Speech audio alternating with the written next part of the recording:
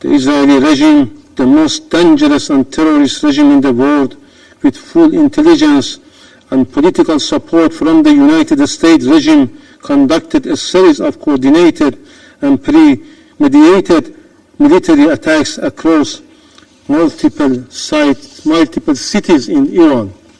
These acts of aggression and unlawful strikes target peaceful nuclear facilities, military sites, vital civilian infrastructure, and residential areas.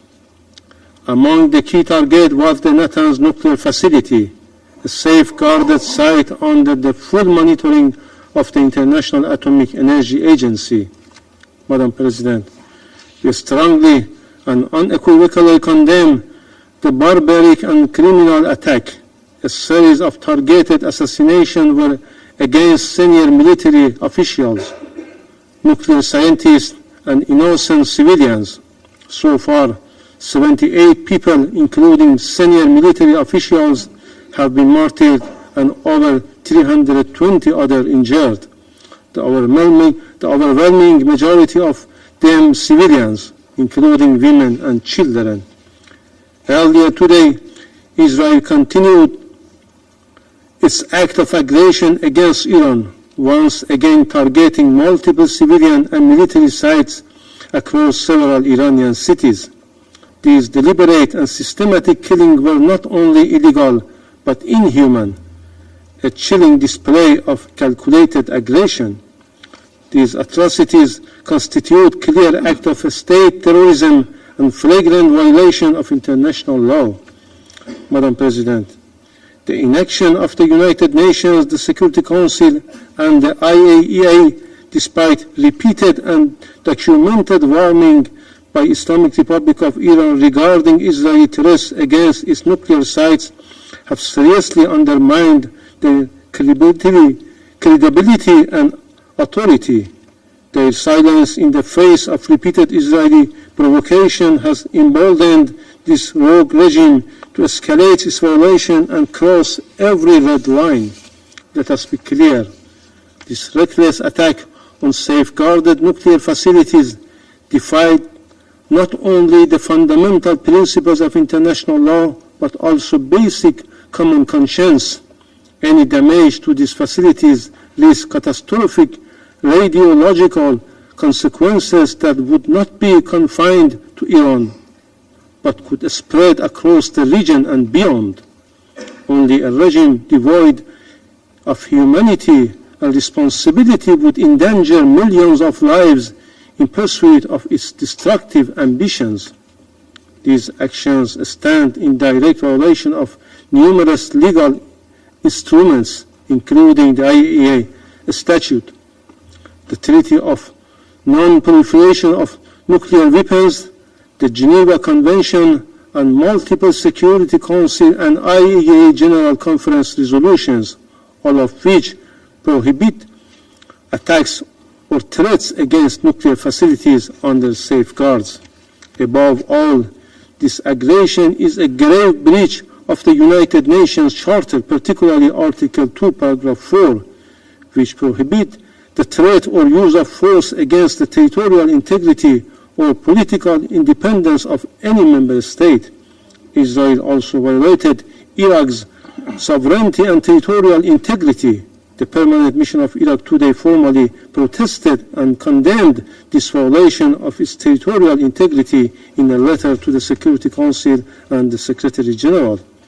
Madam President, those who support this regime with the United States at the forefront must understand that they are complicit by aiding and enabling these crimes, they share full responsibility for the consequences.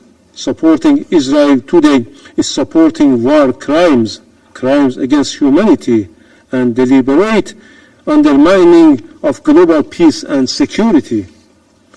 The Israeli regime's long-standing crimes against the oppressed Palestinian people, its repeated violation of the sovereignty of regional countries, and its possessions of undeclared weapons of mass destruction have made the Middle East a cauldron of chronic instability since its creation.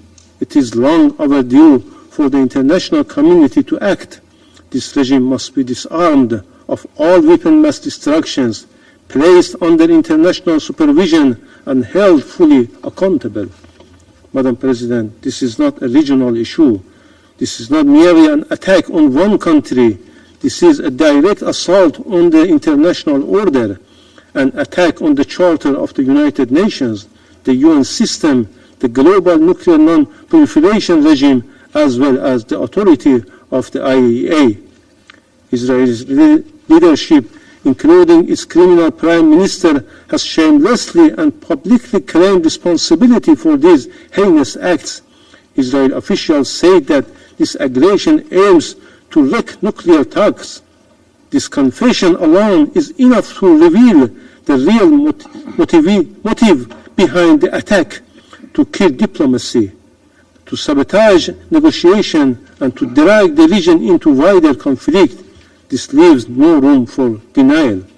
Furthermore, the aggression was intentional, coordinated, and fully backed by a permanent member of this Council, the United States. The United States' complicity in this terrorist attack is beyond doubt. The officials of the United States have expressly and brazenly confessed the willful aid and assistance in the crimes and gross violation that Israeli regime committed as of last night, including the deliberate transfer of arms. We will not forget that our people lost their lives as a result of the Israeli attacks with American weapons. These actions amount to declaration of war.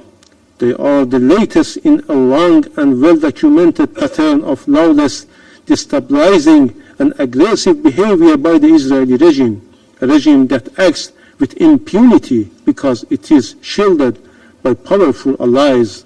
This must end. Madam President, the Security Council must act now, firmly and decisively. In 1981, this very Council responded unanimously to the Israeli military attack on Iraqi Osirak nuclear reactor by adopting Resolution 487, which unequivocally condemned the aggression as a flagrant violation of the Charter of the United Nations and international law. The Council also called on this criminal regime to refrain from any such acts or threats in the future. Had the Council enforced that resolution and held Israel accountable at that time, this regime would not have been emboldened to continue this unlawful behavior with impunity. The current aggression is a direct consequence of decades of inaction and double standards.